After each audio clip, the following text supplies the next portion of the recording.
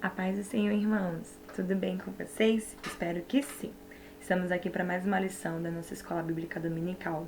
Hoje estamos falando sobre a lição 5, Zorobabel recomeça a construção do templo, certo? Mas, para entender essa lição 5, é preciso assistir a aula do Elias, que é a lição 4, que foi dada domingo passado. Tá bom? Então assistam lá, se vocês não assistiram, assistam lá e depois assiste aqui. Combinado? Então vamos lá. Hoje nós vamos entender, né, sobre Deus usando Zorobabel para poder reconstruir o templo, né, através dos profetas Ageu e Zacarias, né? E será que só é profeta quem tem dons, né, de revelação?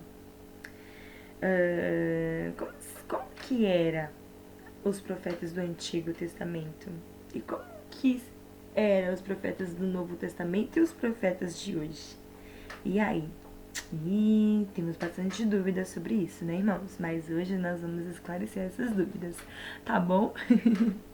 Então vamos lá. Lição 5. Zorobabel recomeça a construção do templo. Vamos para o nosso texto áureo.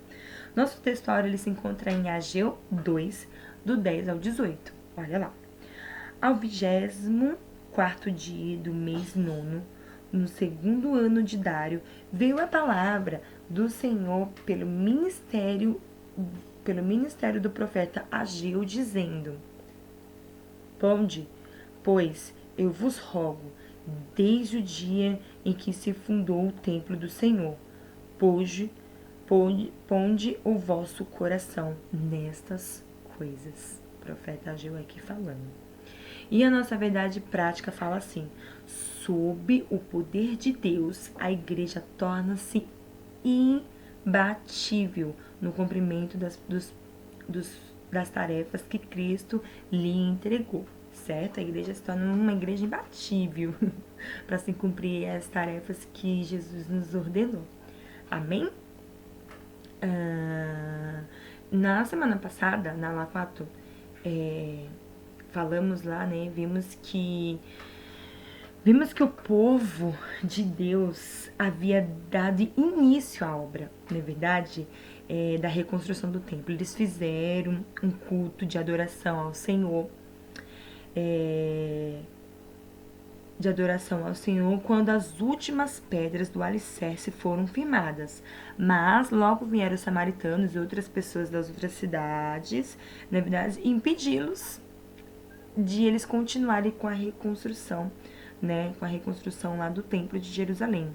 Eles se sentiram ameaçados e por isso armaram, né, o povo lá samaritano e o povo lá se sentiram ameaçado e por isso armaram aí uma emboscada, né, fez uma traiçoeiramente contra o povo de Deus, atrapalhando assim a obra. Aí, segundo o comentário de Bealcon, eles alugaram, né? Alugaram conselheiros e aparentemente deram uma impressão enganosa sobre os judeus ao rei da Pérsia, né? O que eles fizeram? Eles fizeram uma trama lá. Pegaram lá uma carta e vieram lá pro rei Dário, falando: não, esse povo não é confiável, esse povo aí não é bom, então é melhor impedir essa obra. Lá o povo samaritano lá fizeram lá. Então aí o que eles fizeram? Eles recuaram, né? Eles não se abateram e não continuaram com a obra. Olha lá, parecia que o templo jamais iria ser reconstruído novamente. O povo estava sem fé, sem motivação, sem coragem, sem esperança. Ficava evidente que somente Deus poderia ajudá-los. Então, o Senhor usou o profeta Ageu e Zacarias para incentivar e exortar o seu povo e concluir a sua casa, e depois de uns 18 anos, aproximadamente, né? A reconstrução foi feita do templo de Jerusalém, foi concluída, né? Ageu e Zacarias, eles foram usados assim, a construção lá já estava parada em torno de 15 anos, em torno de 14 a 15 anos estava parada a construção.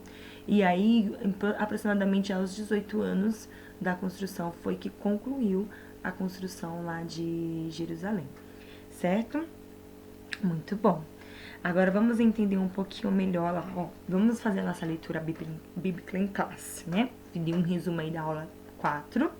Agora nós vamos aqui para nossa leitura bíblica em classe, que se encontra em Esdras 5, 1 e 2, Ageu 1, do 1 ao 12 e Zacarias 4, do 6 ao 10, certo? Então vamos lá.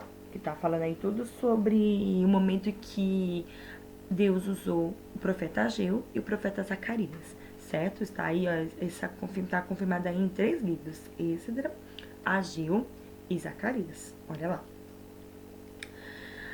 Esdras 5, primeiro. E Ageu, profeta, e Zacarias, filho de Ido, profeta, profetizaram aos judeus que estavam em Judá e em Jerusalém, em nome de Deus de Israel, lhe profetizaram. Então se levantaram Zorobabel, filho de Sealtiel, e Jesua era Josué era chamado de Jesua, e Jesua, filho de Josadaque, que começaram a edificar a casa de Deus que está em Jerusalém, e com eles os profetas de Deus que os ajudavam. Ageu 1. No ano segundo de rei Dário, do 6º mês, do 1º dia do mês, veio a palavra do Senhor pelo ministério dos profetas Ageu a Zorobabel, filho de Sealtiel, príncipe de Judá, e a Josué, filho de Josadaque, o sumo sacerdote, dizendo: Então ouviu Zorobabel, filho de Sealtiel, e a Josué, filho de Josadaque, sumo sacerdote, e todo o resto do povo, a voz do Senhor, seu Deus, e as palavras do profeta Ageu, como o Senhor, o seu Deus, tinha enviado, e temeu o povo diante do Senhor. Zacarias 4. E respondeu e me falou, dizendo: Esta é a palavra do Senhor a Zorobabel, dizendo: Não por força e nem por violência, mas pelo meu espírito, diz o Senhor dos Exércitos. Quem és tu, o monte grande? Diante de Zorobabel serás uma campina, porque ele trará a primeira pedra com aclamações, graça a ela. E a palavra do Senhor veio ao povo a mim, dizendo: As mãos de Zorobabel têm fundado esta casa. Também as suas mãos o acabarão, para que saiba que o Senhor dos Exércitos me enviou a vós. Porque quem despreza o dia das coisas pequenas, pois esse se alegrará vendo o prumo na mão de Zorobabel. São os 7 olhos do Senhor que discorrem por toda a terra. Glória a Deus. Então aqui nós estamos vendo o momento que Deus usou os profetas Ageu e Zacarias para trazer uma palavra de exortação para Zorobabel e para Josué e para o povo ali de Judá, para recomeçar a reconstrução ali do templo, né? E aqui nós vemos que o povo, Zorobabel e Josué, deram ouvido à voz de Deus, né? Através dos profetas ali que foram usados, certo? Olha lá. Então vamos aqui, ó. Hoje o nosso objetivo é compreender como deu a reconstrução do templo sob a liderança de Zorobabel. Zorobabel era um líder político lá naquela época, certo? E Josué era um sumo sacerdote. Nós vamos entender já, daqui a pouco nós vamos aprofundar mais sobre isso. Certo, minha gente? Vamos lá para nossa introdução? Nesta lição, estudaremos como Deus, depois de uma reconstrução do templo ter ficado parada por 15 anos, enviou o socorro através do ministério de 2 profetas, Ageu e Zacarias. Olha lá, o nosso tópico 1. Deus suscita os profetas Ageu e Zacarias. Deus usa, né, o profeta Ageu e Zacarias. Olha lá. É o nosso primeiro subtópico. Deus levantou 2 profetas. Olha lá. Primeiro veio Ageu, né? E depois levantou-se Zacarias. Não vieram atendendo o convite de líderes de Jerusalém, não, gente. Mas o Deus dos céus os enviou. Chegaram de surpresa em Jerusalém e ali entraram em contato com os líderes e também com o povo judeu. Vejamos, olha lá. Primeiro, eles entraram em contato com Zorobabel. Zorobabel, o líder político, recebeu uma mensagem pessoal. Deus, conhecedor da insuficiência espiritual de Zorobabel e sabendo que este não tinha mais nenhum vigor para tentar modificar a situação imposta pelos inimigos, deu-lhe uma maravilha mensagem de encorajamento. A mensagem de Deus veio sobre a forma de uma visão de Zacarias. Havia recebido. Deus lhe mostrara um castiçal com 7 lâmpadas, símbolo da obra de Deus. O óleo que as lâmpadas precisavam tinha que fluir através de um cano ligado a um vaso de azeite que ficava acima.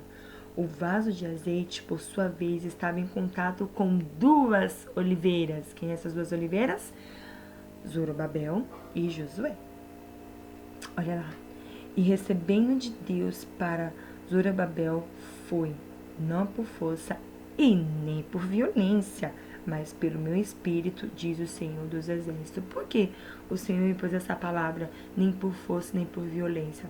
Porque o povo, naquela época, tudo se resolvia através de guerras, né, tudo através de braços, né?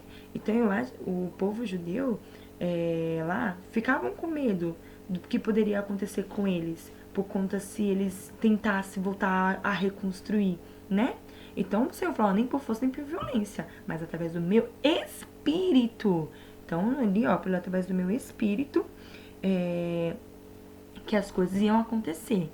E glória a Deus, né? Tem gente que a gente quer saber que, como a palavra do Senhor fala, a nossa luta aqui não é contra carne e sangue, mas que sim todos os protestados e principados que nos rodeiam, né?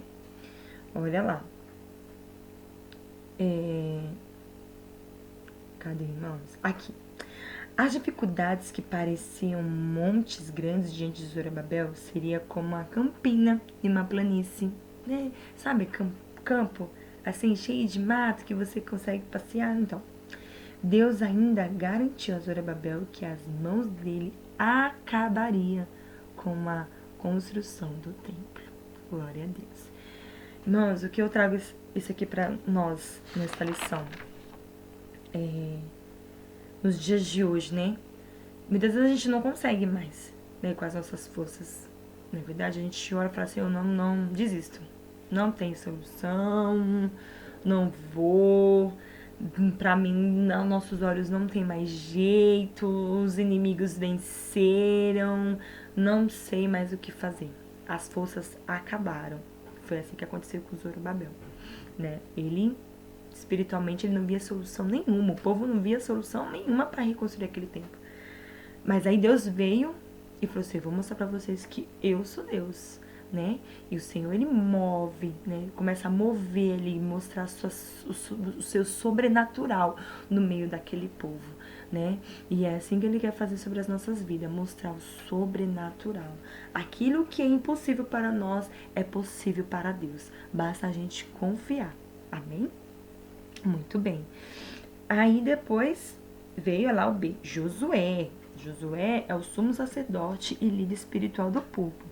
Recebeu também uma mensagem pessoal. Sim, observamos na lição passada que ele estava com vestido sujo. Eles lá, né? lá na lição 4, tá? Com vestido sujo, se quiser entender um pouco mais, vai lá na lição 4. A mensagem de Deus para ele foi de perdão e de restauração. Eu acho que Josué, falando dessas minhas palavras, tá bom? Ele deve ter se sentido mal, né? Por permitir aquela situação de não conseguir reconstruir.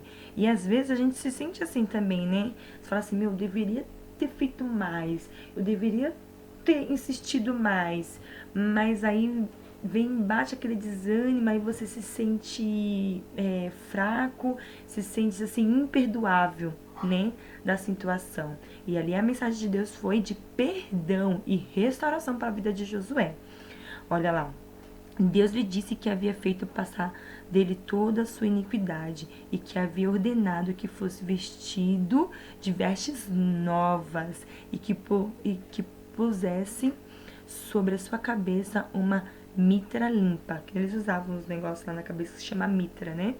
Uma mitra limpa, né? E assim Josué se fez, ele se renovou lá, o Senhor fortaleceu as forças de Josué. E C foi quando falaram com o povo, né? Olha lá, o povo recebeu também uma mensagem de Deus. O profeta Ageu mostrou que o povo o profeta Ageu mostrou ao povo que os prejuízos materiais, olha, presta bem atenção, irmãos, que os prejuízos materiais que havia sofrido era consequência da omissão. O que é a omissão? Omissão é quando a gente deixa pra lá, não vou nem mexer meu mão, que isso aí, ó, não é da minha ossada. Mas engana-se você que acha que a obra de Deus não é da sua ossada, certo? Olha lá, em frente ao que deve, olha lá, a omissão frente ao o dever que tinha com a casa do Senhor. Eita Deus. Ageu falou-se do prejuízo que sofre o homem que busca somente a sua prosperidade material e deixa a casa de Deus deserta. Olha lá, o profeta deu ao povo uma ordem estimulante. Subi ao monte e trazei madeiras, edificai a casa, e dela me agradarei, e eu serei glorificado. Então, o que aconteceu? Já que os líderes lá não queriam também mexer com isso, o que o povo de Judá fez? Ficaram quietinhos, foram reconstruindo lá a casinha deles, foram refazendo, mas o negócio deles não ia pra frente. Não ia. O que tinha eles comiam, quando não tinha eles não comiam, e o negócio ficava ali empacados. Por quê? Porque eles se omitiram, né? Ela fez uma omissão, eles voltaram para trás, não quiseram ali colocar, como diz, a mão no arado, não é verdade? E o Senhor cobrou deles, o Senhor cobrou deles, não é verdade? O que eu aprendo disso aqui também nesta lição? A nossa igreja, ela está sendo dirigida pelo nosso pastor. Mas o pastor não consegue dirigir a igreja sozinho, não é verdade? É por isso que tem os obreiros, é por isso que tem os membros, é por isso que tem os líderes, é por isso que tem departamentos. E é por isso que cada um tem que tomar conta do seu, né? Cada um tem que tomar conta do seu com zelo. Porque o pastor tem problemas mais importantes para resolver. Eu não estou falando que o pastor tem que ficar isento das coisas. Não é isso, né? Tem um irmãozinho ali para fazer, deixa ele fazer. Deixa. Não, o Senhor quer que a gente faça. O que a gente vai fazer aqui na terra? Anunciar o evangelho, né? Pregar a palavra dele, deixar a casa dele em ordem. Não se omitir, não querendo fazer porque, deixa quieto. Não é isso que o Senhor quer de mim. Nós estamos tendo atitude covarde diante disso. Diante covarde, se o Senhor tá te chamando para você fazer, para mim fazer, então vamos ficar na posição e vamos colocar a mão no arado. Vai ser fácil? Não vai ser. Nós vamos ver ali que ainda o povo ainda veio tentar impedir a construção. Mas o Senhor, em todo tempo, eles confiaram no Senhor. E o Senhor, em todo tempo, foi com eles. Assim como o Senhor é conosco aí nos dias de hoje, né? Vamos confiar no Senhor. No meio da tempestade, a gente tem que confiar em Deus e saber que Ele é Senhor. A gente confiar, acreditar, ter fé, seguir verdadeiramente a palavra de Deus, irmãos, a nossa vida, ela está ganha diante de Deus, mesmo diante das dificuldades. E sua casa estará firmada na rocha. Amém? Olha lá. Vamos aqui, ó. Então, o Senhor Deus usou Ageu e Zacarias, né, para trazer uma exortação a Zorobabel, a Josué e ao povo de Judá. Amém? Olha lá, vamos lá para o nosso subtópico 2. O resultado da mensagem dos profetas. O poder de Deus se manifestou através da mensagem destes homens de Deus. Assim, os dois líderes criaram coragem e o povo também foi renovado pelo impacto da mensagem. Então, Zorobabel ordenou que todos imediatamente botassem a construção e começaram a edificar a casa. Os profetas de Deus ficaram com eles, ajudando os líderes do povo na direção do trabalho. Quando os inimigos vieram a eles perguntando quem havia ordenado que eles. Quem havia ordenado. Cadê? Quando os inimigos vieram a eles perguntando quem havia dado uma ordem para edificar a casa, responderam que a ordem havia sido dada pelo rei Ciro. O rei Ciro é o rei top, é o manda-chuva, certo? E o rei Dário estava abaixo do rei Ciro. Olha lá, vamos entender lá um pouquinho. Olha lá, o rei Ciro. Os olhos do Senhor estavam sobre o seu povo e sobre a reconstrução do templo. E os inimigos não podem impedir a obra até que fosse dado o conhecimento dos fatos ao rei Dário, que agora reinava sobre todo o Império Persa. O rei Dário mandou que os seus escrivães verificassem o referido edito de Ciro, se ele havia dado realmente lá a ordem para a construção da casa do Senhor em Jerusalém. Feita a verificação do registro dos editos dos reis da Pérsia, foi encontrada a ordem dada por Ciro. Então, uma ordem dada pelo rei não pode voltar atrás. Olha lá, assim o rei Dário confirmou a permissão para a reconstrução do templo. Então vamos lá, tinha a passagem do rei Ciro, que a gente já viu lá nos comecinhos da lição, não é verdade? Do rei Ciro. O rei Dário veio depois do rei Ciro, então o rei Dário não podia modificar e nem mexer no decreto que o rei Ciro tinha feito. Então, ele teve que permitir a reconstrução do templo por conta do decreto do rei Ciro, né? Claro que Deus estava nesse negócio, não é verdade? Deus estava nesse negócio. Aí a gente se pergunta, gente, por que naquela época, no comecinho, quando eles chegaram lá, eles tramaram lá toda essa situação, por que eles não falaram que a reconstrução foi dada pelo rei Ciro? Não é verdade? Mas Deus tinha um propósito com isso, né? Será que Zorobabel e Josué e o povo teriam feito a construção agora com tanto êxito como se tivesse liberado lá atrás, há 15 anos atrás? Será que teria feito com tanto amor agora como teria feito lá atrás? Então tem coisas que a gente não entende, né? Mistérios de Deus, né? Mistérios de Deus não é para ser explicado, e sim para ser vivido. Amém? E assim, ó, o Senhor foi trabalhando na vida deles. Olha lá, glória a Deus por isso. E assim o povo pôde continuar a reconstrução do templo. O nosso subtópico 3. O impulso espiritual dado pelos profetas continuou dominando as construtores até a conclusão da construção. Olha, o impulso espiritual dado pelos profetas continuou dominando os construtores até a conclusão da construção. Então, aí no meio, aí depois que começou a reconstrução, os profetas ainda continuaram lá, ainda teve a ajuda de mais profetas para continuar dando força lá pro povo até terminar a construção. Olha lá, os profetas Ageu e Zacarias continuavam dando a sua cooperação, prosperando pela profecia do profeta Ageu e de Zacarias, filho de Ido, edificaram a casa e a aperfeiçoaram conforme o mandado de Deus de Israel, e conforme o mandado de Ciro e de Dário e de Artaxerxes, nome difícil, né?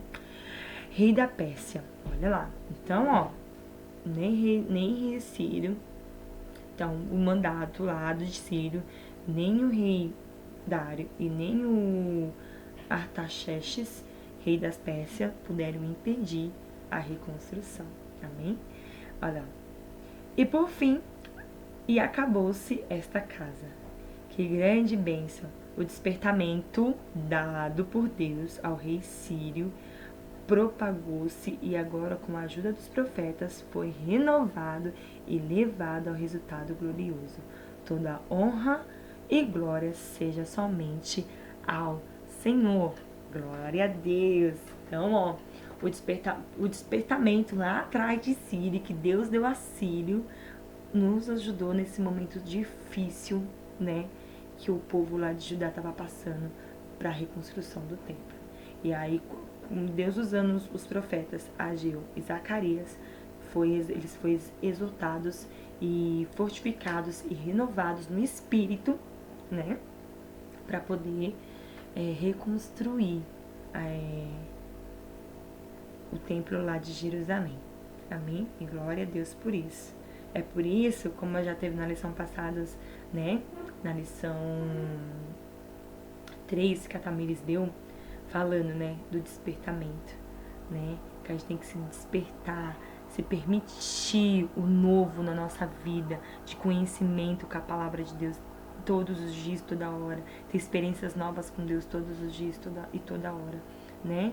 Não deixar que esses tempos difíceis que estão aí, que tá aí acontecendo, venha apagar o nosso relacionamento com Deus, apagar o nosso sentimento, na verdade, a nossa vida com o Senhor, nos deixar nos enfraquecer quanto a isso. Na verdade, porque você tem grandes coisas para fazer sobre as nossas vidas, irmãos. Basta a gente estar na posição e confiar.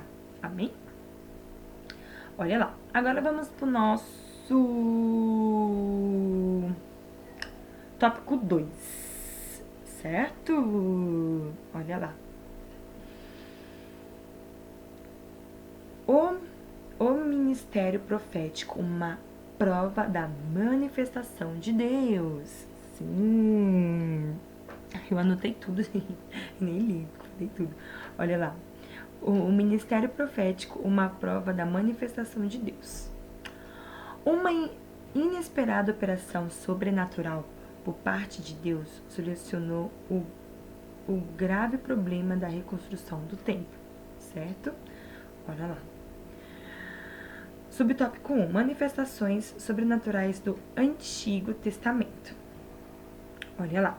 Há muitos exemplos no Antigo Testamento. Vamos mencionar apenas 2. Mas, gente, o Antigo Testamento tem muitos, mas muitos profetas. Muitos. Aqui vai falar de 2. Primeiro vai falar sobre Moisés.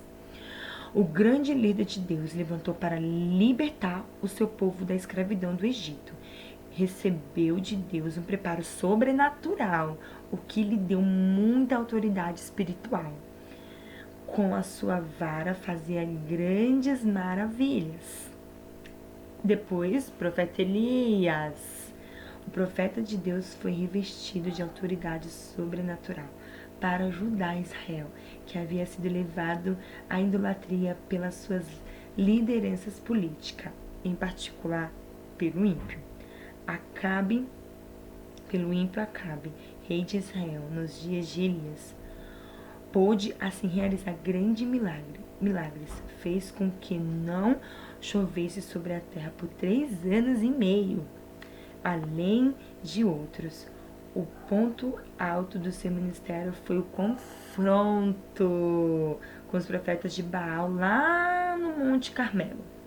Nessa ocasião, a manifestação sobrenatural do poder de Deus fez o povo clamar: só o Senhor é Deus. Irmãos, eu tava lendo essa passagem. Gente, essa passagem assim é muito linda. Sabe, ali o povo ali clamando pro Baal: vai Baal, vem Baal, anda Baal. E se martirizando porque Baal não vinha, não ia vir mesmo, porque Baal, né? Não tem poder nenhum, é o Deus deles lá, Deus com dedo minúsculo, né? E Elias lá começaram a zombar deles, isso mesmo, vai chamando aí pro Baal, que quem sabe uma hora ele aparece. Mas não apareceu. Aí no momento que ele foi clamar ali a Deus, ele falou: Senhor, estou aqui mostrando para esse povo que só o Senhor é Deus. Pai, que o Senhor me ajude a mostrar, né, que através da minha vida eu possa mostrar para esse povo que só o Senhor é Deus.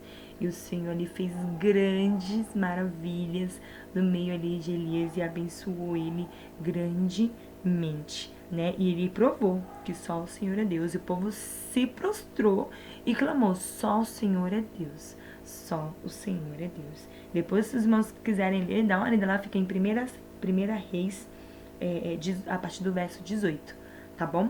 Leiam o verso 18 todinho que os irmãos vão entender a história aí melhor, certo? E tem outros profetas, como tem o profeta Samuel, Daniel, Eliseu, Isaías, Jeremias, e assim, ó, os profetas vão indo, certo? Olha lá. Vamos agora para o nosso subtópico 2. Olha lá. A manifestação sobrenatural do Novo Testamento. Quando o Espírito foi derramado, nesse tópico 2, tá? No Novo Testamento agora.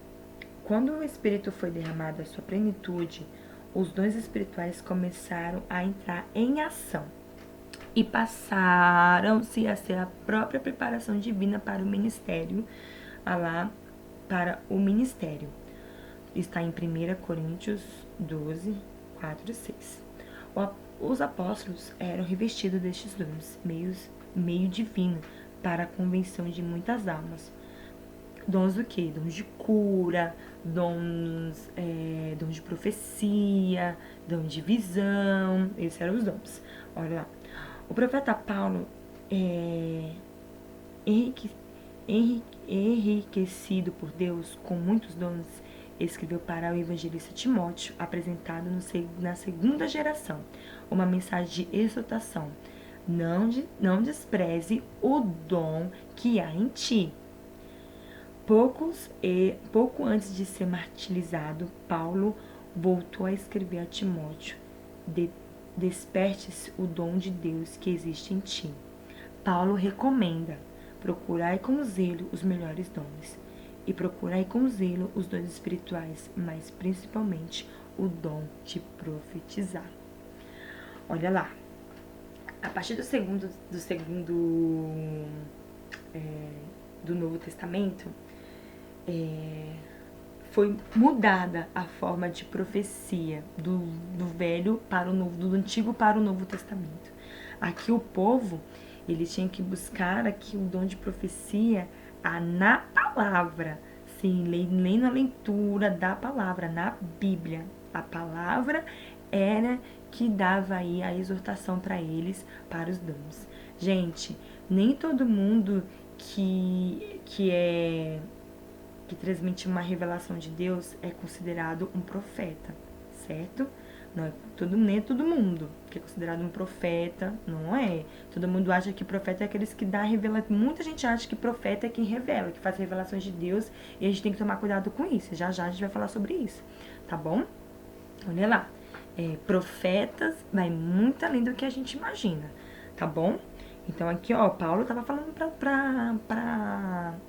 Paulo estava falando aqui para Timóteo que ele tinha que buscar os dons espirituais. Nós temos que buscar os nossos dons espirituais. Sim, é importantíssimo. Tem gente que tem um dom da cura, tem gente que tem o dom de sonhos, né? Deus revelar em sonhos, de visão, não é verdade? Mas buscar com cautela, que às vezes o que a gente quer não é o que o Senhor quer pra gente, tá bom? Então tem que buscar discernimento ao Senhor, orando, dom de línguas, isso é tudo através da oração, tudo isso é através de buscar, de intimidade com Deus, jejum, oração. Então, irmãos, se vocês ainda não se acharam ainda aí no meio aí do seu dom, então procure-se. Claro que tem gente que tem um dom de ajudar as pessoas, tem gente que tem um dom de... Tem vários tipos de dons, irmãos, muito. Basta você achar o seu, qual é o que faz, que Deus quer de você, e você buscar isso, perfeição nisso, que o Senhor vai abençoar a sua vida grandemente nesta questão. Tá bom? Às vezes você quer ser o dom aí do ministrar louvor, mas às vezes não é isso que o Senhor quer de você. O Senhor quer você na palavra. Às vezes você quer na palavra, mas o Senhor quer te usar no ministério de louvor. Então você precisa ficar ligado. Mas isso, oração, jejum e palavra. Oração, jejum e palavra. Intimidade com Deus. Isso não vem de uma hora para outra, isso é intimidade com Deus, certo? Olha lá. É por isso que aqui Paulo fala, ó, Paulo recomenda, olha lá, tá em Coríntios 12, do 12 a 12:31. Procurai com zelo os melhores dons. Com zelo, irmão, não é com pressa. Que nem qualquer um que aparecer, eu quero esse dom, pode dizer que eu não tenho dom nenhum, eu quero esse dom. Não é assim. Não é dessa forma que acontece. Então, procurar com zelo, certo? Como que é com zelo? Orando, buscando a face do Deus Altíssimo, que Ele mostrará o caminho que você deve seguir e o dom que você tem aí despertado no seu coração. Amém? Vamos lá para o nosso último tópico. O ministério do profeta à luz da Bíblia. Olha lá, ó. É esse mesmo? É esse mesmo. Olha lá. O profeta exerce a função ministerial determinada por Deus. Ninguém toma para si esta honra, senão o que é chamado por Deus. Outro detalhe importante, né? Ninguém toma assim, de qualquer maneira. O Senhor quer conhecer o seu coração. Olha lá, senão o que é chamado por Deus. Está lá em Hebreus 5:4. Olha lá, primeiro subtópico. O profeta na dispensação do Antigo Testamento. Olha lá como que eram os profetas no Antigo Testamento. Vamos entender? Vamos. O profeta, além de transmitir as mensagens de Deus para o povo, O profeta, além de transmitir a mensagem de Deus para o povo, era consultado por Deus para que o povo era consultado pelo povo acerca de assuntos espirituais e até mesmo acerca de assuntos materiais. Olha lá. Exemplos, como assim? Os profetas do Antigo Testamento, eles eram considerados os magos, uma pessoa importante ali naquela época, que todo mundo, antes de tomar qualquer decisão na sua vida, ia consultá-los. Por quê? Porque sabia que aquele povo, que né, o profeta, tinha um contato diretamente com Deus. Então, o povo ia lá consultar eles para saber. Por exemplo, ai meu Deus, vou dar um exemplo aqui meio banal, né? Eu quero comprar uma casa. Então, profeta, pergunta aí pra Deus se eu posso comprar essa casa. Tem como perguntar pra ele, ver se ele permite eu comprar essa casa? Era meio nesse naipe assim, né? Eu tô falando da nossa linguagem de hoje, certo? Olha lá, vou dar alguns exemplos aqui pra vocês, ó. Em Ezequiel, olha lá, ó, 22, os anciões vieram a Ezequiel para que este consultasse o Senhor por eles. Deus, por meio de Ezequiel, que lhe respondeu que por causa das abominações deles, eles não recebiam respostas. Ezequiel foi curto e grosso lá com o povo. Aí depois veio Samuel, olha lá, ó. O profeta Samuel foi consultado acerca das jumentas do pai de Saul, que havia perdido. Saul perdeu as jumentas do pai e foi lá perguntar para Samuel, pergunta para Deus aqui onde tá aí as jumentas aí, porque esse meu pai não vai gostar muito não. Então aí, por quê? E além de eles terem um contato diretamente, eles eram os homens intelectuais, eram homens sábios, sabiam de cada lado de que sentido, norte, sul, oeste, sabiam os sentidos. Então ele foi consultar o profeta Samuel para ver se ajudava ele aí a achar as jumentas. Olha aí. E depois veio em 1 Reis 14, 2. Não, cadê, irmãos? Espera aí.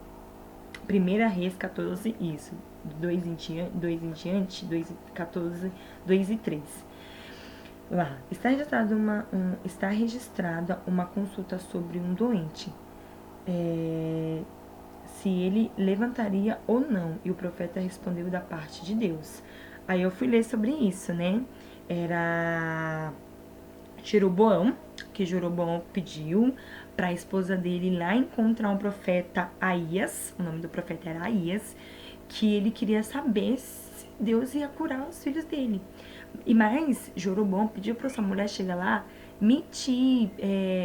omitir, né, da sua presença, sem falar que ela era a esposa de Jeroboão.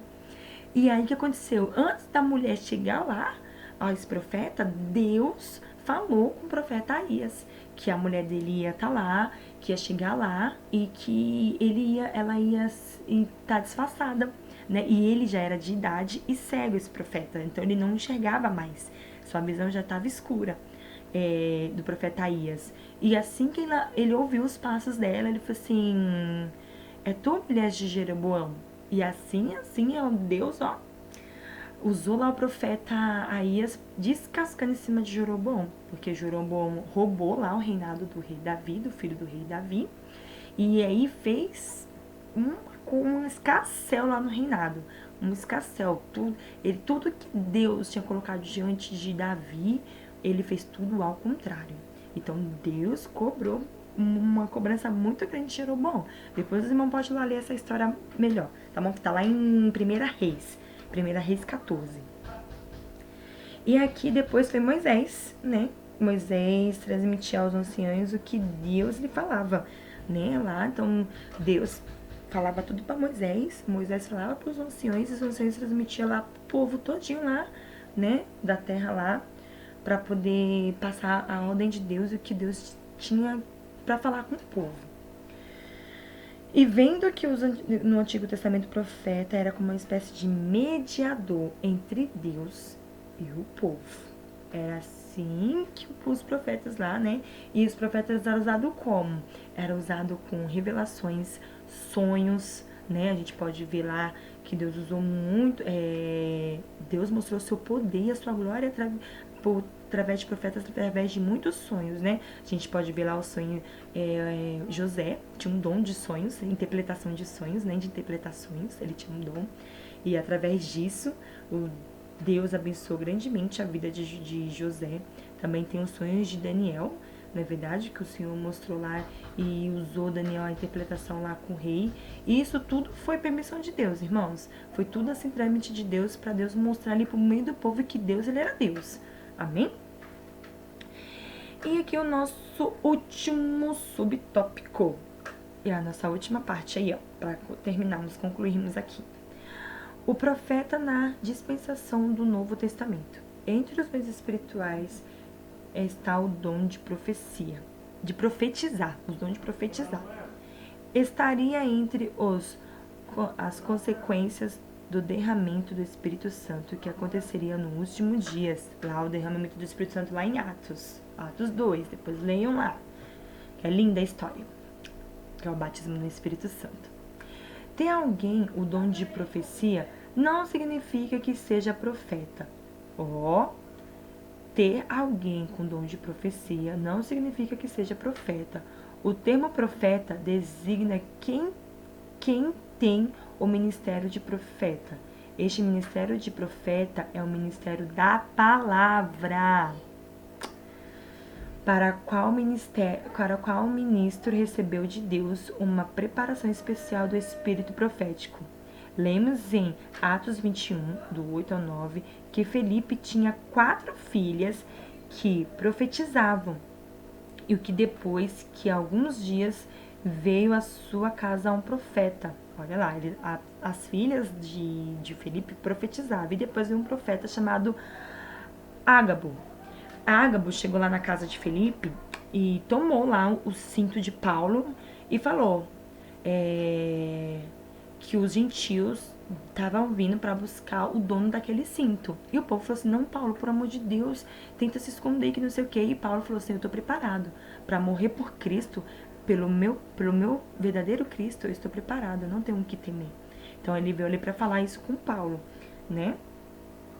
Olha lá. Ágabo, que está lá em Atos 21.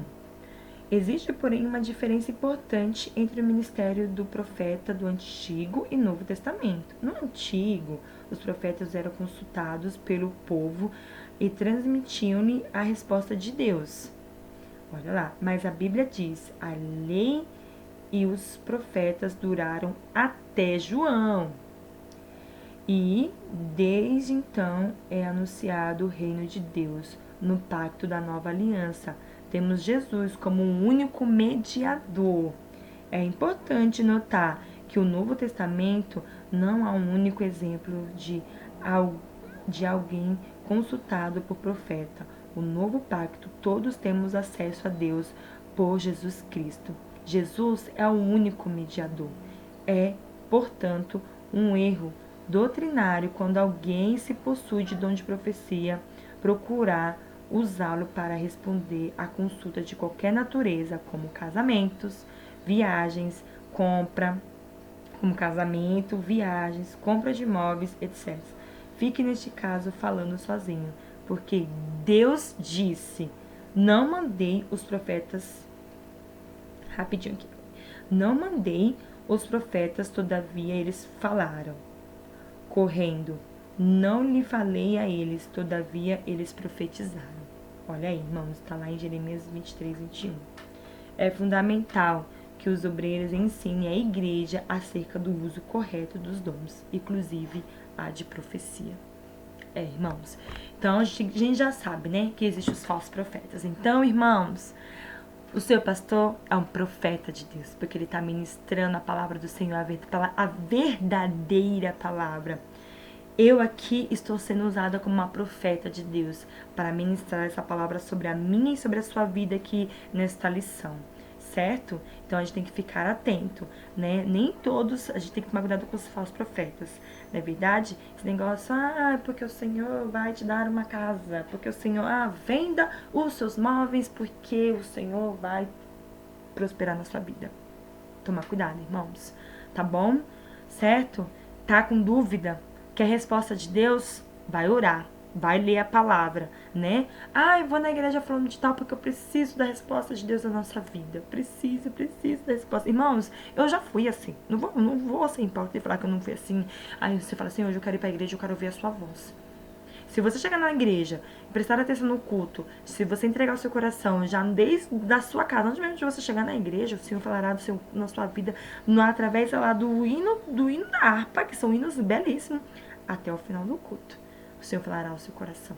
Então, não. E ali o Senhor está se revelando a cada vez mais, na palavra dele se revelando cada vez mais.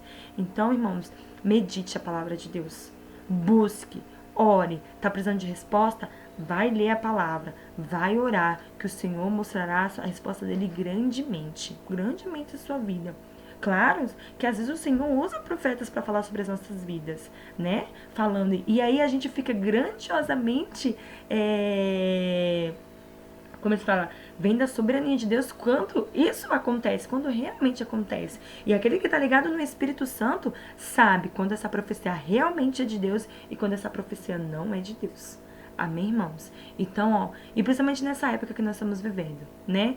Os falsos profetas estão assim, igual ratinhos aí procurando o bobo da corte para poder pegar. Então, irmãos, vigiem. Leiam a palavra, se fortifiquem no Senhor, né? O Senhor está aqui querendo fortificar a minha vida e a sua vida. Então, somente creia. Creia que o Senhor vai exaltar a sua vida, que o Senhor vai fortificar as suas forças, que você será fortalecido no Senhor. E se nesse momento alguém que está me ouvindo aí está fraco espiritualmente, precisa de uma exortação, que o Senhor possa visitar a sua vida agora, em nome de Jesus. Amém, irmãos? Fica aí na paz do Senhor. Até a próxima, se Deus quiser. Fiquem com Deus.